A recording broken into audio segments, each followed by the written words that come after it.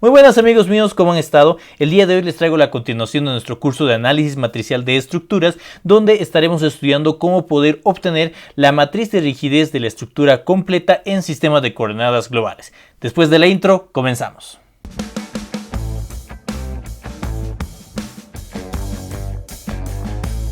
Recapitulando todo el trabajo que hemos realizado hasta este momento en los anteriores 4 videos, nosotros hemos llegado ya a poder determinar cuáles van a ser las relaciones de rigidez de los miembros en coordenadas globales, los miembros por separado. Ahora, lo que nosotros queremos realizar es poder utilizar estas relaciones para poder ya encontrar las relaciones de rigidez, pero para la estructura completa. Para esto entonces podemos comenzar analizando un pórtico que disponga de esta geometría de 2 barras con apoyos empotrados en los costados. Este pórtico va a estar soportando una carga horizontal de esta manera. El modelo analítico podremos indicar que estaría dado de la siguiente forma, donde nombrando a los nodos como nodos 1, 2 y 3 y nombrando a nuestros elementos como elementos 1 y 2, podríamos indicar que en el nodo de análisis, en el nodo 2, se estarían generando estas cargas. Por un lado, la carga P1 junto con el correspondiente desplazamiento que le acompañaría, la carga P2 de 2 y la carga P3 de 3. Recordando, claro está, que el término de carga es un término genérico que estamos utilizando que incluye tanto a fuerzas como a momentos y rotación. Lo que vamos a hacer a continuación es subestructurar cada uno de esos elementos, tanto la barra 1, la barra 2 y el nodo 2.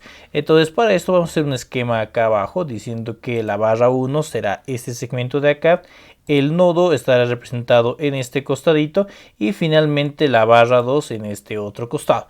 Lo que nosotros vamos a ir poniendo va a ser una pequeña descripción de todas las cargas que se están efectuando. Iniciamos con las cargas en el nodo. En cuanto al nodo, nosotros tendríamos, como habíamos mencionado, nuestras cargas P1, P2 y P3. Por otro lado, indicaríamos que los nombres de nuestros elementos serían el elemento 1, el elemento 2, como ya lo habíamos escrito anteriormente, y las fuerzas que se van a ir generando. Vamos a empezar con el elemento 1. En cuanto al elemento 1, tendríamos una fuerza F1,1. Aquí cabe recalcar lo siguiente: el número que tenemos en su índice hará referencia a la dirección. En este caso sería la fuerza en la dirección 1. Y el número que tenemos de superíndice, este va a representar el nombre del elemento. En este caso, el elemento 1. Entonces, ¿cuál es la forma de leer esto? Sería la fuerza en la dirección 1 del elemento 1. Y lo propio para su desplazamiento. De igual manera, podemos ver una fuerza F2,1, la fuerza en la dirección 2 del elemento 1. Y nuestra fuerza 3,1, la fuerza en la dirección 3 del elemento 1. Siguiendo bajo esta idea, entonces nosotros también podríamos incorporar las fuerzas en el otro extremo, que las vamos a llamar como fuerza en la dirección 4 del elemento 1, fuerza en la dirección 5 del elemento 1 y la fuerza 6 en la dirección 6 del elemento 1. Entonces, este mismo procedimiento nosotros vamos a hacerlo también para nuestra barra 2. En la barra 2 entonces estaríamos registrando nuestra fuerza en la dirección 1 del elemento 2, fuerza en la dirección 2 del elemento 2, fuerza en la dirección 3 del elemento 2 y fuerza en la dirección 4 del elemento 2, fuerza en la dirección 5 del elemento 2, fuerza en la dirección 6 del elemento 2. Esas serían las fuerzas que estaríamos registrando en nuestros elementos.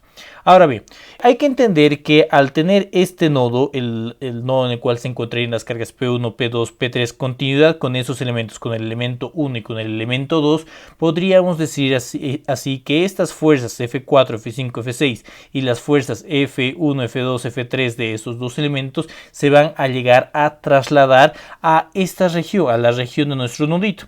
Es de esta forma entonces que, por ejemplo, todas las fuerzas F5,1, F4,1 y F6,1 se va a trasladar a nuestro nodo de esta manera, teniendo el cuidado que al momento de realizar la traslación, esa traslación se va a realizar con la dirección de los vectores en sentido contrario, para obviamente generar equilibrio.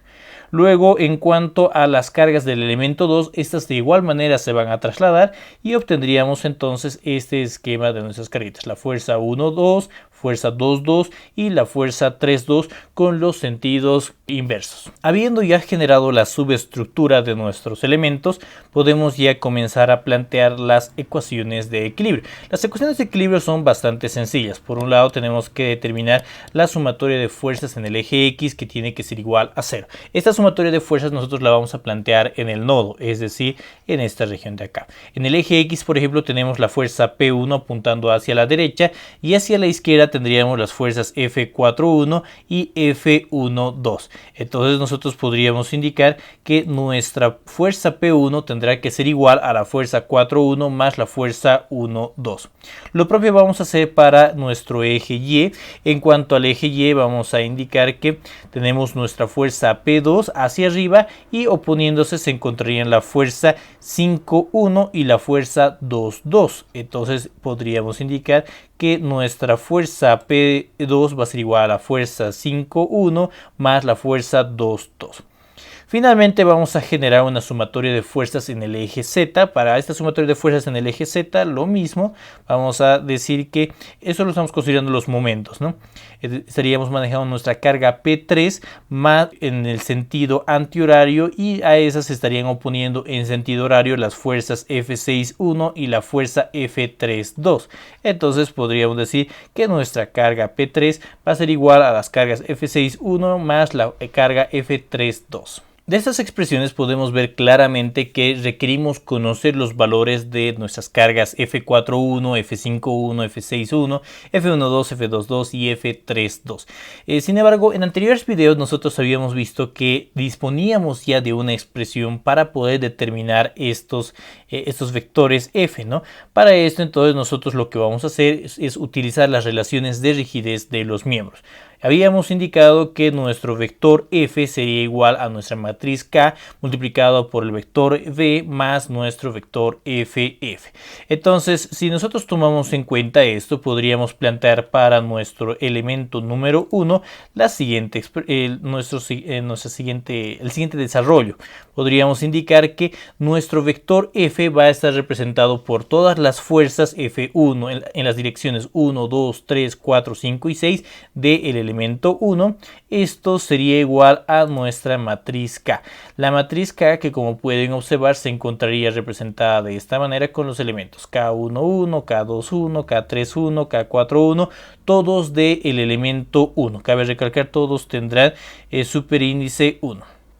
Esto multiplicado por el vector V, este vector V que va a ser igual a simplemente los desplazamientos V1, V2, V3, V4, V5, V6 del elemento 1 y finalmente esto sumado a nuestro vector FF desde las posiciones 1, 2, 3, 4, 5, 6 para nuestro elemento 1. Entonces lo que nosotros estamos buscando de esta expresión es poder determinar, por ejemplo, los términos F4,1, F5,1 y F6,1, que son los que pertenecen al elemento 1. Entonces para esto, por ejemplo, yo podría empezar calculando el F4,1. Para el F4,1 nosotros podríamos indicar que tendríamos que considerar esta fila, multiplicarla por esta columna y sumarla al término FF4 del elemento 1. Entonces de esta manera nosotros podríamos encontrar esta expresión F4,1 será igual a K411 por V11 y así realizando la suma de los productos de estos términos.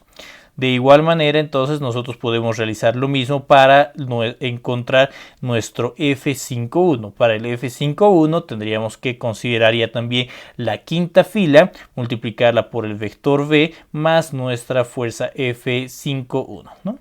Entonces, de esta manera nosotros podríamos encontrar esta segunda expresión F5,1. Y finalmente para nuestro término F6,1 podríamos decir que tenemos que tomar en cuenta toda esta fila, la sexta fila multiplicada por la columna de desplazamientos más F6,1, ¿no? Entonces de esta manera nosotros estaríamos encontrando esta tercera expresión de F6,1. Con estas tres ecuaciones nosotros ya disponemos de estos tres términos, F4, F5, F6 del elemento 1. Nos faltan determinar F1, F2, F3 del elemento 2. Entonces vamos a realizar un procedimiento idéntico. Vamos a dirigirnos acá a la parte inferior y vamos a indicar que para el elemento 2 nosotros vamos a volver a utilizar la expresión que estábamos planteando, donde nuestro vector f en este caso hará referencia al vector f en cada una de las direcciones 1, 2, 3, 4, 5, 6 para el elemento 2. Esto sería igual a la matriz K, que como pueden observar en este caso todas se encuentran en función del elemento 2, K1, 1, 2, 1, 3, 1 del elemento 2, 2, 2, multiplicado por nuestro vector de desplazamientos del elemento 2 y sumándole nuestro vector f en todas las direcciones 1, 2, 3, 4, 5, 6 del elemento 2. Entonces podemos ya encontrar los términos f12, f22 y f32. Empezamos con el término f12. Para ese tenemos que considerar la primera fila, multiplicarlo por el vector de desplazamientos más el término ff12. Entonces obtendríamos esa expresión indicando que el f12 va a ser igual a k112 por v12 y sumándole cada uno del resto de los productos, ¿no? Luego de esto voy a hacer lo mismo para el término f22. Tomamos en cuenta la segunda fila y en este caso obtendríamos esta otra ecuación. Vamos por la tercera fuerza. Vamos a indicar que nuestra tercera carga f32 va a considerar la tercera fila multiplicado por el vector de desplazamientos y más la fuerza f3, ¿no? Entonces de esta forma obtendríamos esta tercera ecuación. Entonces, estas son las expresiones que nosotros estaríamos obteniendo ya para los términos f12, f22 y f32. Una vez que hemos planteado las ecuaciones de equilibrio, hemos planteado las relaciones de rigidez, también tenemos que ya ir determinando aquellas relaciones en cuanto a las ecuaciones de compatibilidad. Las ecuaciones de compatibilidad nos van a permitir a nosotros describir cuál va a ser el comportamiento de deformaciones en ciertos puntos conocidos. ¿A qué nos referimos? Por ejemplo, si revisamos acá en la parte superior, podemos ver que teníamos en el nodo 1 y en el nodo 3 apoyos empotrados. Es decir, puntos en los cuales no existiría ningún tipo de desplazamiento. Entonces fácilmente podríamos decir que los desplazamientos V11, V21, V31 de este apoyo y los desplazamientos V42, V52 y V62 tendrían que ser igual a 0.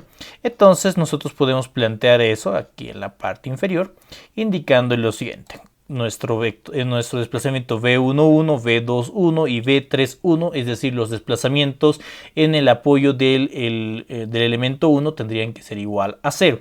Lo propio para el otro apoyo, diríamos que en este caso los desplazamientos V42, V52 y V62 también serán igual a 0. Ahora, en cuanto al nodo en cuestión, podríamos decir lo siguiente. A ver, vamos a revisar nuestro nodito. Este nodito. Recordemos que este esquema que hemos generado acá es un esquema ultra exagerado, ¿no? En realidad, todo este esquemita que nosotros vemos acá, toda esta línea café que tenemos, es simplemente un punto. Entonces, de esta forma, nosotros podríamos decir que todos esos elementos que se encuentran sobre este esquema de nodo van a tener un cierto desplazamiento que por el momento no conocemos. Vamos a llamar los desplazamientos 1, 2 y 3, ¿ya? Entonces los desplazamientos en el eje X, por ejemplo el V41, nuestro desplazamiento V12, van a ser desplazamientos que estarán orientados en el eje X, desplazamientos en el eje Y, V51, V22 y nuestras rotaciones de V61 y de V32. ¿Qué va a ocurrir con estos desplazamientos? Vamos a indicar que los desplazamientos que vamos a registrar van a ser, en cuanto al V41 va a ser igual a un desplazamiento 1, en el V51 un desplazamiento 2 y en el V61 un desplazamiento 3, que por el momento no conocemos. Estos serían los desplazamientos en X, Y bueno, en este caso la rotación por el lado del elemento 1 y por el lado del elemento 2 vamos a tener nuestros desplazamientos V12, V22 y V32 que también van a tomar los mismos valores, porque como les he dicho, esa representación era una representación infinitesimal, es un punto en el cual todos tendrán los mismos desplazamientos. Entonces, habiendo considerado ya esto, nosotros podemos tomar en cuenta las ecuaciones que habíamos planteado anteriormente y diríamos lo siguiente. A ver, vamos a tomar, estas son las 6 expresiones que nosotros habíamos considerado. Voy a empezar tomando en cuenta las ecuaciones de compatibilidad que habíamos planteado en los apoyos. Estos desplazamientos V1, 1 y demás que iban a ser igual a 0 y también esos de acá. Entonces las ecuaciones se irían a simplificar de esta manera. Por ejemplo, todos esos términos se anularían en las primeras 3 expresiones y en las otras 3 se estarían anulando estas otras expresiones, ¿no?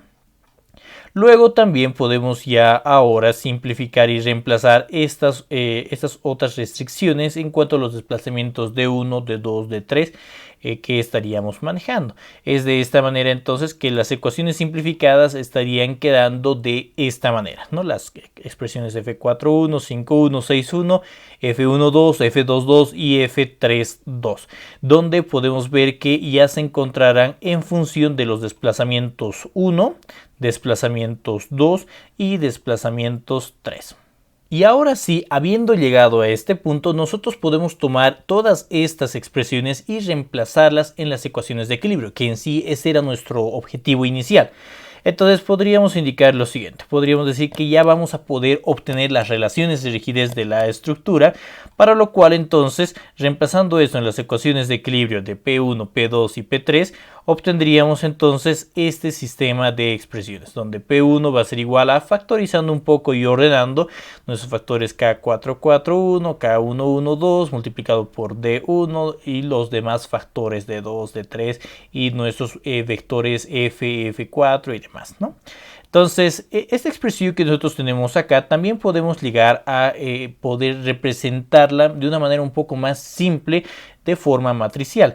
Es decir, que podríamos decir que este conjunto de 3 ecuaciones que hemos planteado se podría llegar a expresar de esta manera, indicando que nuestro vector P va a ser igual a la matriz S por el vector D más nuestro vector PF.